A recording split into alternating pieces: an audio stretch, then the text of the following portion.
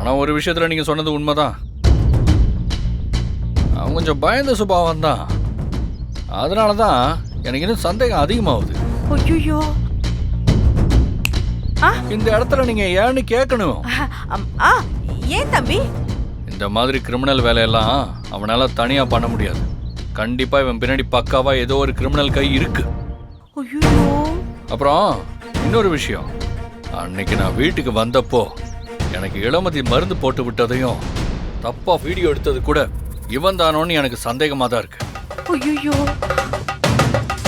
ஆனா அந்த போட்டோ எடுத்தது மட்டும் யாருன்னு தெரிஞ்சது அவங்கள சம்பவம் தான். சரி சரி, அந்த வீடியோ எடுத்தது யாருன்ற தகவல் தெரிஞ்சா எனக்கு உடனே சொல்லுங்க. அவனை சம்பவம் பண்ண காத்துக்கிட்டு இருக்கேன். ஐயோ, இவனை பார்த்தாலே கொலை நடுங்குதே.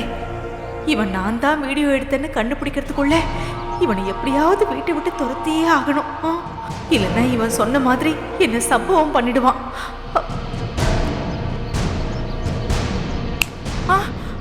என்ன மூஞ்சியே சரியில்லையே? ஒன்றும் இல்லையே. நான் தகவல் கிடைச்சா கண்டிப்பா சொல்றேன் தம்பி, கண்டிப்பா சொல்றேன். ஃபோன். ஹலோ. ஆமா ஆமா.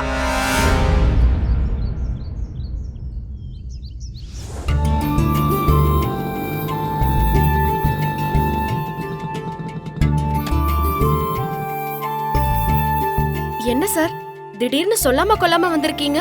இல்ல இளமதி, இந்த பக்கமா ஒரு கேஸ் விஷயமா வந்தேன். அப்படியே உங்களையும் பார்த்துட்டு போலான்னு சொல்லி அதான் வெயிட் பண்ணிட்டு இருந்தேன். அப்படியா சார், வாங்க.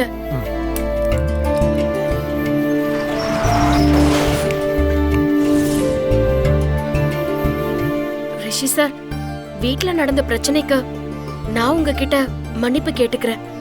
நீங்க அதை எதையும் மனசுல வச்சுக்க வேண்டாம். எதுக்கு இளமதி என்கிட்ட மன்னிப்பெல்லாம் கேட்டுக்கிட்ட? அதெல்லாம் நான் அப்பவே மறந்துட்டேன்.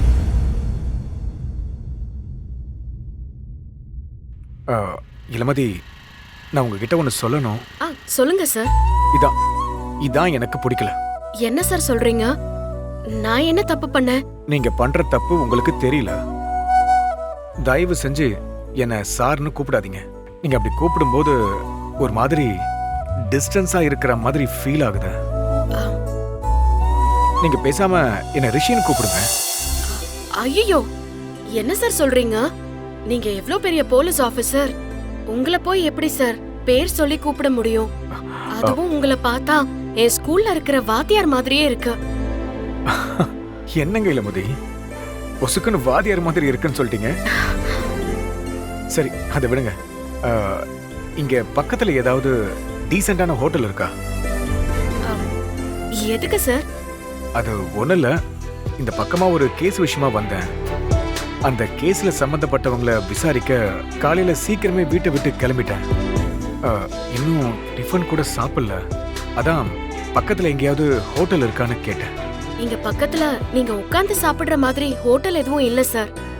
எல்லாமே வெளியில நின்னு சாப்பிடுற மாதிரி தான் இருக்கும். சரி, ஓகே, நான் போற வழியில எங்கேயாவது சாப்பிட்டுக்கிறேன், விடுங்க. சார், இப்ப நான் உங்ககிட்ட ஒன்னு கேட்கவா? என்ன இளமதி, என்ன விஷயம்? நான் எனக்கு சாப்பாடு கொண்டு வந்தேன், அத நீங்க சாப்பிடுவீங்களா? ஏன் இப்படி ஒரு கேள்வி கேக்குறீங்க? நீங்க பெரிய ஆளு, எங்க வீட்டு சாப்பாடு உங்களுக்கு பிடிக்குமோன்னு தான். நீங்க கேள்வி கேக்குறதா எனக்கு பிடிக்கல. ரிஷி, சாப்பாடு இருக்கு, சாப்பிடுங்கன்னு உரிமையா சொல்லுங்க.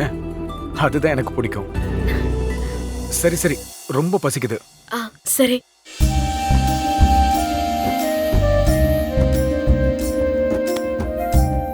சாப்பிடுங்க சார்.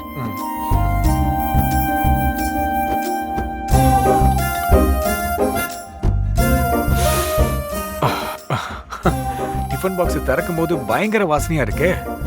அப்போ டேஸ்ட் பிரமாதமா இருக்கும். சார், ரொம்ப எதிர்பார்க்காதீங்க. சாதாரண சாப்பாடு தான். நீங்க எதிர்பார்க்கிற மாதிரி பயங்கர டேஸ்டா பெரிய ஹோட்டல்ல இருக்கிற மாதிரி எல்லாம் இருக்காது.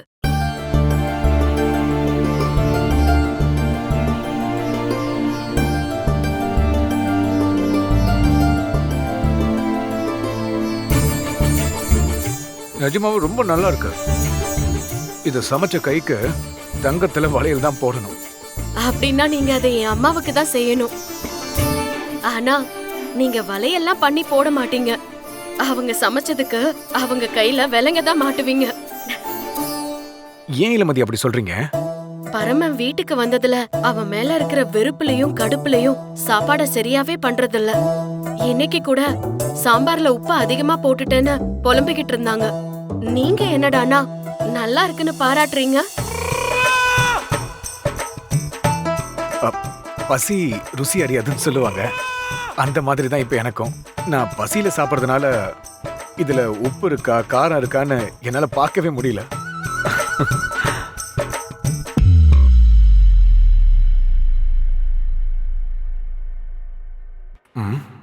யாரும் இல்ல. இளமதி கிட்ட என் மனசுல இருக்கிறத சொல்ல இதுதான் சரியான நேரம். இளமதி, உங்ககிட்ட ஒரு முக்கியமான விஷயம் சொல்லணும். அந்த விஷயம் என்னன்னு நானும் தெரிஞ்சுக்கலாமா?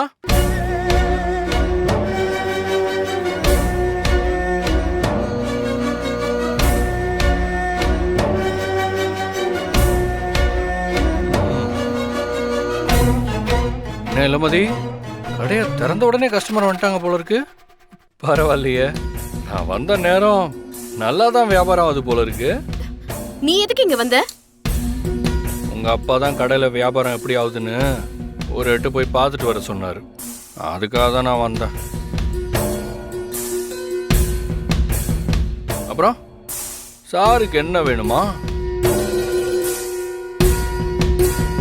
சார், உங்களுக்கு புடவை எடுக்க வந்திருக்கீங்களா? சார் கோச்சிக்காதீங்க சார். உங்களுக்குன்னு அர்த்தம் இல்லை. உங்க அம்மாவை கூட எடுத்துட்டு போலாம்ல, அதுக்காக கேட்டேன். அப்புறம் காலங்காத்தாலே இளமதி கடைக்கு வந்திருக்கீங்க. ஒரு புடவை கூட எடுக்காம போனா நல்லாவா இருக்கும்? உங்க அம்மாவுக்கு ஒரு புடவை எடுத்துட்டு போங்க. காலையிலே போனி பண்ணிடுங்க சார். இளமதி, அம்மாவுக்கு பிடிச்ச மாதிரி ஒரு புடவை எடுத்து கொடுங்களேன். சார், அவன் சொன்னதுக்காகலாம் நீங்க வாங்க வேண்டாம் சார். இல்ல இளமதி, என் அம்மாவுக்கு சர்ப்ரைஸ் பண்றதுக்காக இப்படி அடிக்கடி ஏதாவது வாங்கிட்டு போறது வழக்கம். அதனால ஒரு பிரச்சனையும் இல்லை. நீங்க புடவை காமிங்க. போ. சரி சார்.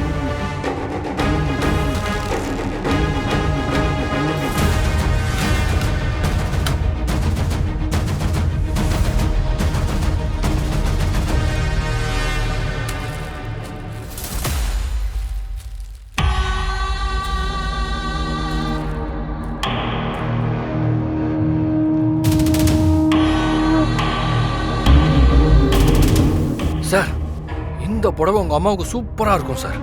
சார் எடுத்துக்கோங்க சார். சார், நான் தான் உங்களை பார்த்துருக்கேனே. என்ன சார்? அதான் வேலு.